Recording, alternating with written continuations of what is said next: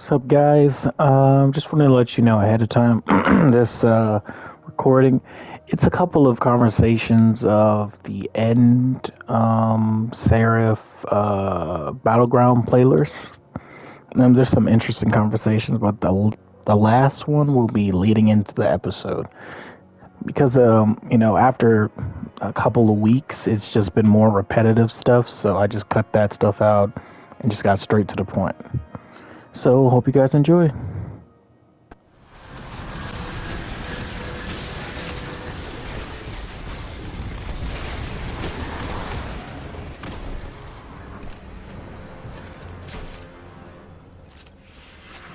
Transfer uplink green. That's mission accomplished. Anna, I've heard you were seeing someone. A scientist. I didn't know how to ask. Yeah. She's a researcher with Owl Sector in the city. Civvy stuff, but still pretty secret. I'm not trying to pry about her research. I want to know about my sister. What's her name? Cameron. She's wonderful, Elsie. Why don't you come back to the tower with me? You can meet her. Yes. Please. I would love that.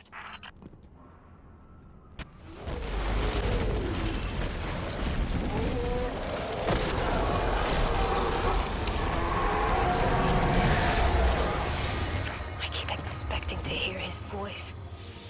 Clovis never missed an opportunity to admonish me. Even when you succeeded? Especially when I succeeded. My mother Osana was the same, but only in private. In public, she wore a mask painted with the most delicate smile.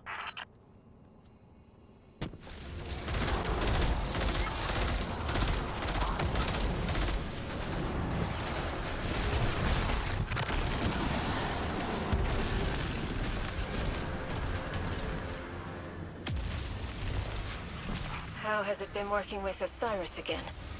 He seems like he can be rather dry. Yeah, maybe more like crusty. He's fine, but he's very much a talker and not a listener. Not much for group projects. Osiris often disregards important safety procedures. Likelihood of injury near him increases by 40%. I'm not sure if you've got enough of your code back to be joking or not. I am not joking.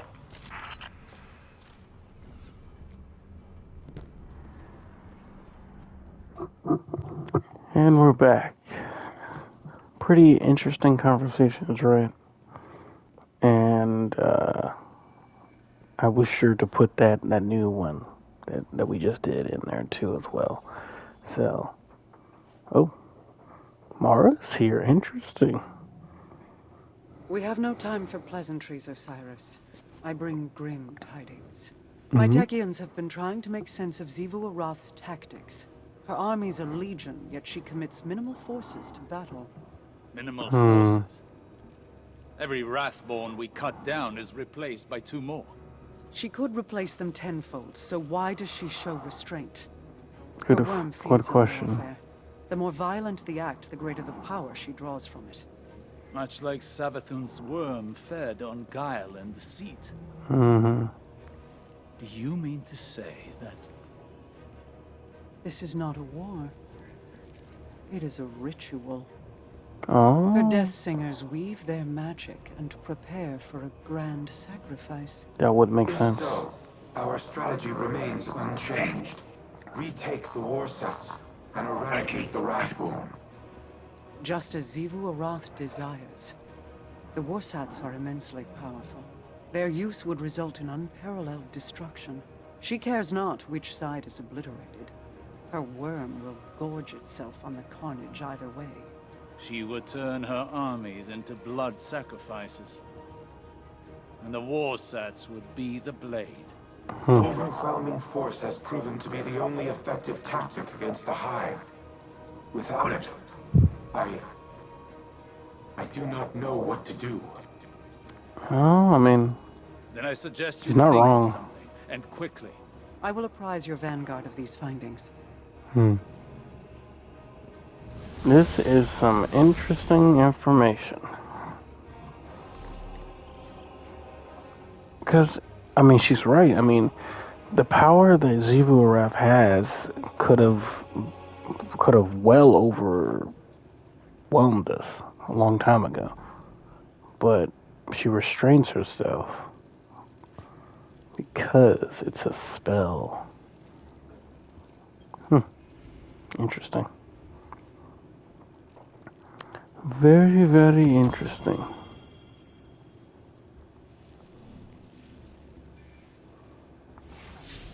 Oh, there we go. Are we talking to Anna? Yes? No? Maybe? Wait, what do we do?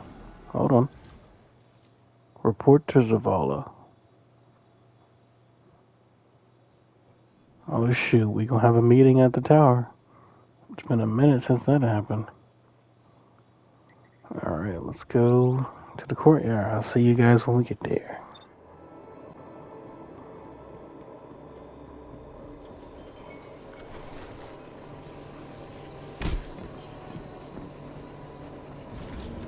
And we're here. That was weird. Alright, let's go attend the meeting, shall we? Let's see what Zavala has to say about this. Maybe Eris can weigh in as well. Well, if she's here, that is. We shall see.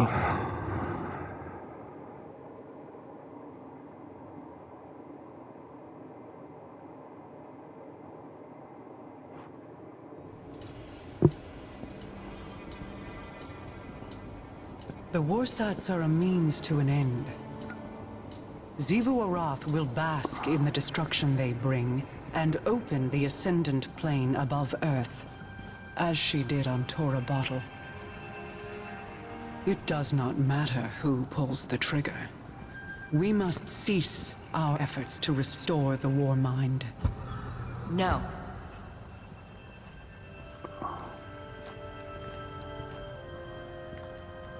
We've worked too long and too hard to stop now. Rasputin is our best shot at winning this war. That is precisely my concern. He is a weapon made to be wielded. He is more than a weapon. He's our ally.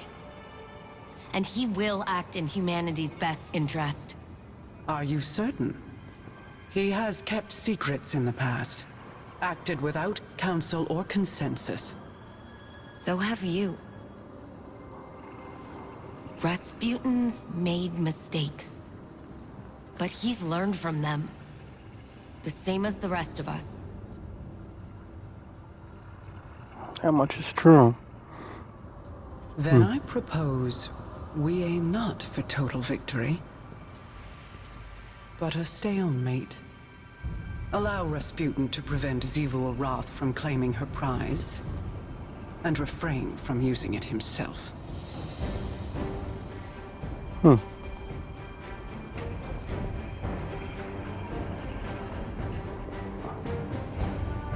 It's settled then. We hold the line. So that's what we're gonna do, huh? Hold the line. I guess that makes sense, though. That does kind of make sense, because if we hold the line, then it stops it. In a way, it stops the spell. Because if we win, she does her sacrifice and it just tore a bottle all over again. What if we don't? We just finish restoring Rasputin and that's it. Then she won't have enough sacrifices for a ritual. It's actually pretty genius. I don't know. I guess we'll see if it works. I mean, it's a stretch. It really is a stretch, but here we go. A machine of war, built for a singular purpose: to destroy any and all threats to humanity. Clovis and I disagreed on what constituted such threats, but not on the means to the end. On Mars, I developed the escalation protocol to combat the Hive. Ever-increasing application of force in the face of rising opposition.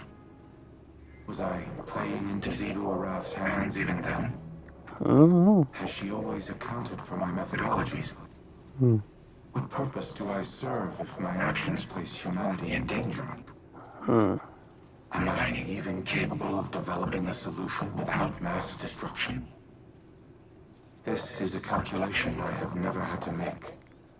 It will take time to run the necessary combat simulations. Follow the directions of the Vanguard in the interim. I will contact you if and when I have determined our next objective. Very well.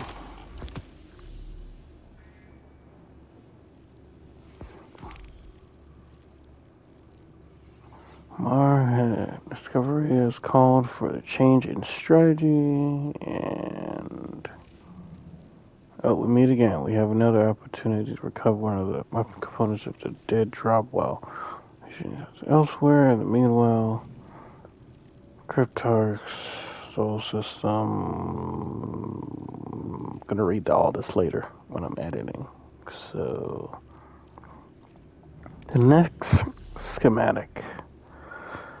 Oh, I dread this. Oh, I dread this very much so. Ooh. Okay. Okay. So, we got that done. And now, so for these catalysts, it's basically rinse and repeat. You're doing uh Operation Seraph Shield numerous of times on legend difficulty, and it's tedious, but when I first did it didn't make sense, but doing it now since I recorded the other two, but I won't. I'll probably just skip through all the nonchalant stuff and just show the new stuff. But man, it's just it's tedious. But this one, I think this will be worth it because I looked at the Enclave, and the next piece is the Outlaw refit.